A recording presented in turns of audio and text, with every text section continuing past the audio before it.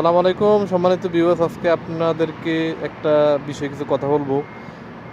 বাংলাদেশ থেকে যারা সৌদি আরবে আসেন তাদের প্রায় 3 থেকে 4 লাখ, অনেক ক্ষেত্রে 5 লাখ টাকাও লেগে যায়। অথচ পাশাপাশি কান্ট্রি ইন্ডিয়া থেকে একটা মানুষ সৌদি আরবে যখন আসে তার কত টাকা লাগে আপনার তার নিজ মুখ থেকেই শুনুন। আঙ্কেল, আপনার কত টাকা লাগবে সৌদি আরব আসতে? আমার লেগেছে আল ফাহাদ কোম্পানিতে এসেছি, আমার লেগেছে 60,000।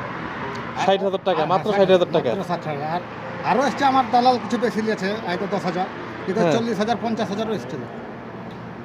তাহলে ইন্ডিয়া থেকে সৌদি আরবে আসতে সর্বোচ্চ 1 লাখ টাকা খরচ হয়।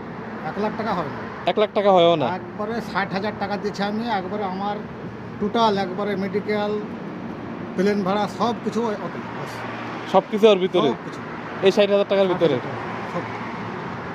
আমাদের দেশে 4-5 লাখ টাকার মতো অনেক ক্ষেত্রে লেগে যায়। আপনারা দালালে প্লাই গেছি, হ্যাঁ। আনালে আপনাদের সরকার লে পাসপোর্ট করতে কি আপনাদের কোনো ঝামেলা হয়? না, আমাদের তেমন ঝামেলা হয় না। আমাদের ঠিক ডকুমেন্ট থাকবে বাস।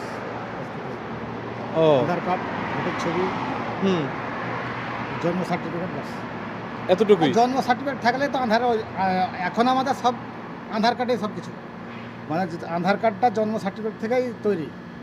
আধার কার্ড থাকলে সব কিছু আধার কার্ড থেকে। তো এই 60-65,000 টাকা বাংলার কত হবে? 1 লাখ টাকা বা 1.5 লাখ টাকা, এর বেশি তো হবে না, 1 লাখ টাকা হবে। আপনাদের হ্যাঁ। কত রেট তা আমি তো জানি না। 50 পয়সা ব্যবধান আর কি, 1 রুপি। ওরকম হিসাব করলে আপনাদের নাহলে 1,10,000, এর বেশি তো বলো, এর বেশি লাগার কথা না। যেমন অত লাগে আপনাদের, কি আমি বুঝি না কিছু।